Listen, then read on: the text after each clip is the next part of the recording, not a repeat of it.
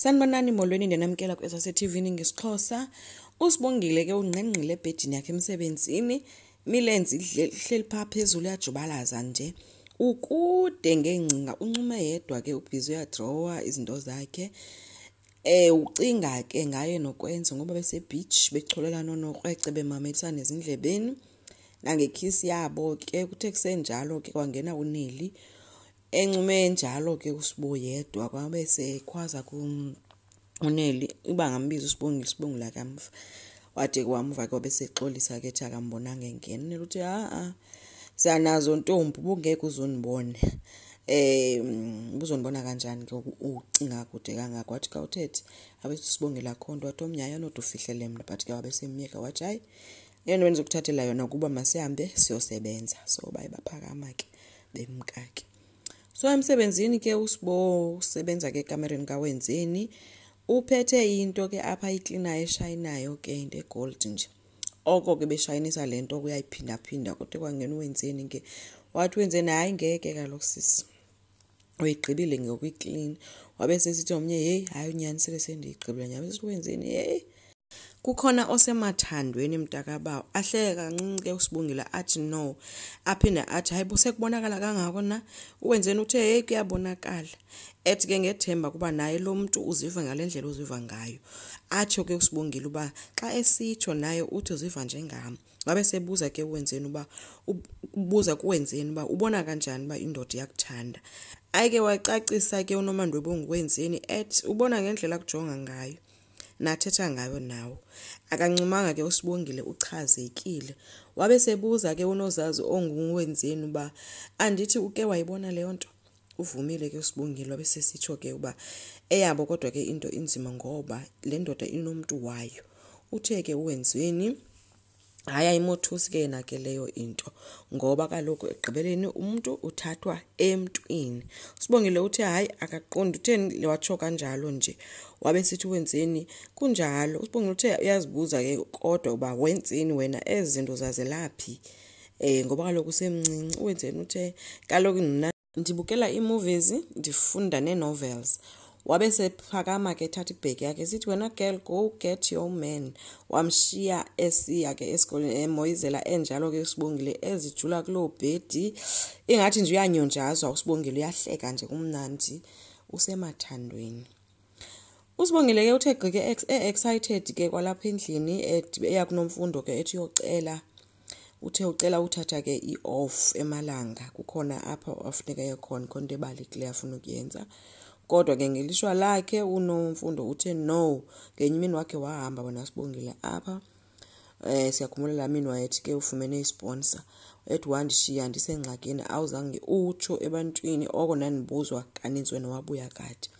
So asimazi ke noma uye befuna ukuya kulento yesisponsor sakhe okanye befuna ukhangela ukwenzo wakhe asazi khange ivezwe lo part. So uye washweba ke kanjalo akakwazanga ke ukuya kulondawo. Nakonke ukwenza uhleli nebrother yakhe uVusi bazisela idrinks bayancokola.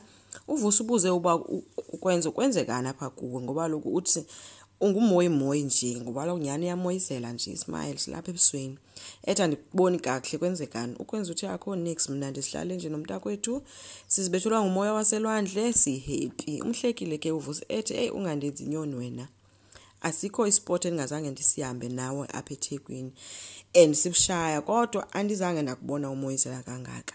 Ubuzile ukwenzo esibuza ke into boyafuna nandi ukuxelele ke unesa smile ke sakhe ayikwabe simhleka ke uVusi ke ethi ewe ukwenzo ke umxelele ukuba kukhona amazwi awake wandishiya nawo sincokola usithi inhliziyo ayiphakelwa wabe sekhumbula ke uVusi esithi kwakusekhaya mo sithi banaphi le nto nale siyithethayo. Ukwenzo uthe yonke into yena iyayidibanisa lento and yena udikwe ukuphila impilo yobuxoki. uVusi uthe ke unganixeleli uba lento idibanisa nalanto elantomazana wongixela ngayo uba wena ukhetshile ntondona. Ukwenza uthe yena ufuna ukuthetha inyani kuNomalanga amxelele ukuba inhliziyo yakhe ikomnye umuntu ngoku. Hayi ke uVusi ke uyamothusa leyo embuzo uba ushona ngalento. Ukwenza uthe into endiyaziyo inhliziyo yami ilele kwenye indawo njengangoku. uvusa umcebise ngelithi ke ukuthanda omnye umuntu is one thing. Le ufuna ukuyenza into ushiye unkosikazi yakho umshiyela omnye umuntu izofuna uyicinge kahle. Ukwenza uthe uyayazi into ayenzayo, hayi ke uvusa wabesemkhumbuza ke uba uzukhumbula uba uphuma phi noNomalanga, and ukuphuma kuNomalanga uzolahlekwa yiyo yonke into nefamily yakho izolahlekelwa intoni. Wabe sesitsho into ba sebenzisa ingqondo wena ukwenza ke wazithulela ke kangampheli uduli. Andithi kaloku ii-tenders bazifumana through tata kaNomalanga, so uvusa ucingela nje elakhe icala, yena akacingela into kaKwenzo.